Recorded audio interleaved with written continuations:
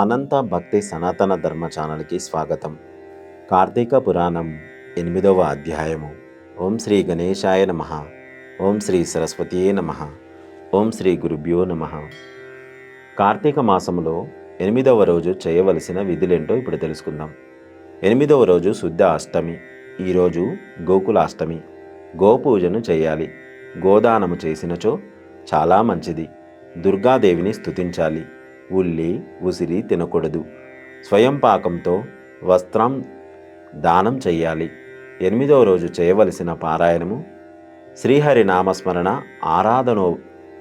ఆరాధనోప్యాయం. వశిష్ఠుల వారు చెప్పినదంతా విని, మహానుభావ, తమరు చెప్పిన ధర్మములన్నింటినీ శ్రద్ధగా విన్నాను. అందులో ధర్మము ఎంతో సూక్ష్మమని, పుణ్యం అతి సులభంగా కలుగునని, అవన్నీ నదీ స్నానము, దీపదానము, ఫలదానము, అన్నదానము, వస్త్రదానము వలన కలుగునని మీరే చెప్పి ఉన్నారు. కానీ ఇట్టి స్వల్ప ధర్మముల చేతనే మోక్షము లభించుచుండగా వేదోక్తముగా యజ్ఞాలు చేస్తేనే పాపాలు పోవని మీ వంటి మునిశ్రేష్ఠులే చెబుతున్నారు కదా. మరి తమరు ఇది సూక్ష్మములో మోక్షముగా చెప్పినందుకు నాకు ఆశ్చర్యము కలుగుతున్నది. దుర్మార్గులైన కొందరు సదాచారములను పాటించక వర్ణశంకరులై మహాపాపములు చేయువారు ఇంత తేలికగా మోక్షము పొందుట చాలా ఆశ్చర్యంగా ఉన్నది. వజ్రపు కొండను గోటితో పెకిలించుట వంటిదిగా నాకు తోచుచున్నది.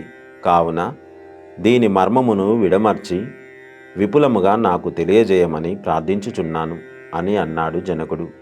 అంతటా వశిష్ఠుల వారు చిరునవ్వుతో, రాజా, నీవు అడిగిన ప్రశ్న సముచితంగానే ఉన్నది. వేదాంగాలలో కూడా సూక్ష్మ మార్గములు చాలా ఉన్నవి. అవి ఏమనగా సాత్విక, రాజస, తామసములు అని ధర్మములు 3 రకాలు. సాత్వికమనగా దేశకాల పాత్రలు 3ను సమకూడిన సమయములో సత్వమను గుణము జనించును. ఆ ఫలమంతయు పరమేశ్వరునికి అర్పించి మనోవాకాయ కర్మలచే చేసిన ధర్మము సాత్విక ధర్మము. అది సమస్త పాపములను నాశనము చేసి పవిత్రులను చేసి దేవలోక, భూలోకాలలో సుఖాలను కలగజేస్తుంది.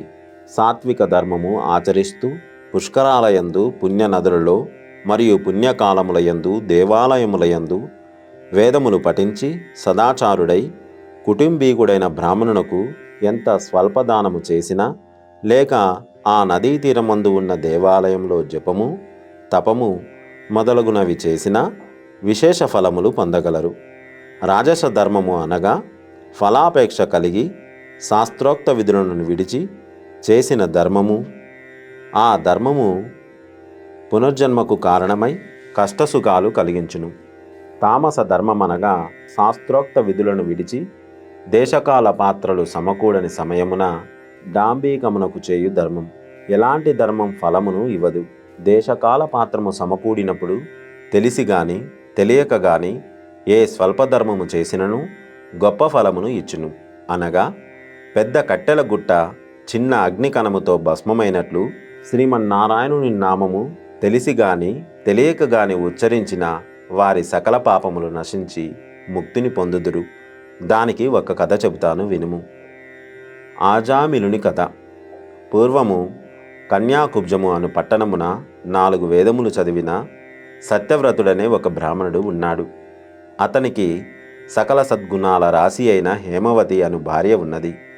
వారికి చాలా కాలమునకు లేక ఒక కుమారుడు జన్మించాడు. అతనికి అజామిలుడని పేరు పెట్టి అతి గారాభముగా పెంచుచుండిరి. ఆ బాలుడు దినదిన ప్రవర్ధమానుడగుచు అతి గారాభము వలన దుష్ట సహవాసములు చేయుచు విద్యను అభ్యసింపక బ్రాహ్మణ ధర్మములు పాటించక పెద్దలను గౌరవించక తిరుగుచుండెను.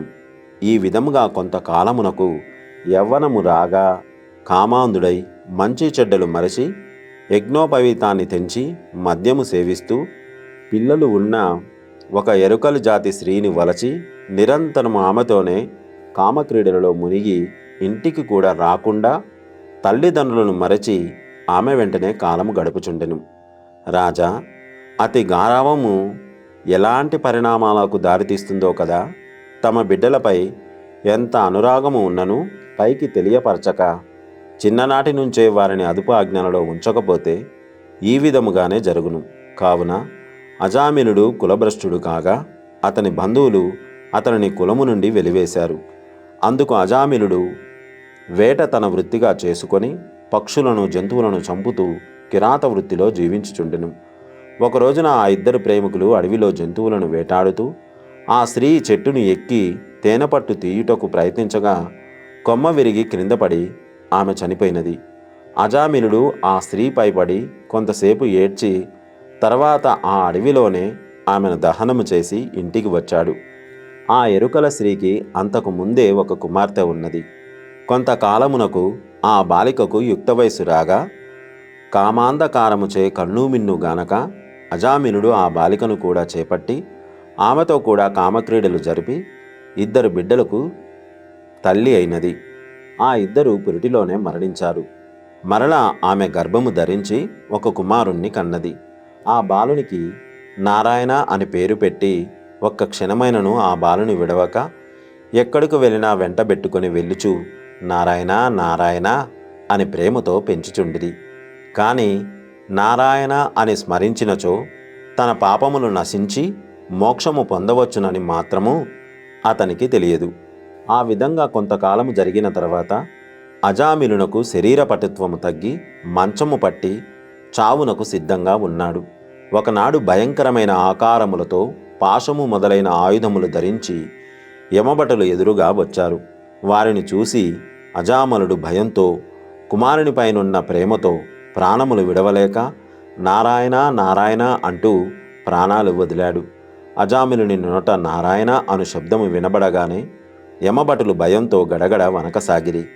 ఆ సమయములోనే దివ్య మంగళాకారులు శంఖచక్ర గదాధారులై శ్రీమన్నారాయణుని దూతలు విమానంలో అచ్చటికి వచ్చి, ఓ యమభటులారా, వీడు మావాడు, మేము ఇతనిని వైకుంఠమునకు తీసుకొని పోవుటకు వచ్చితిమి అని చెప్పి అజామిలుని విమానము ఎక్కించి తీసుకొని పోవుచుండగా యమదూతలు, అయ్యా మీరెవరు, ఎచటి నుండి వచ్చారు?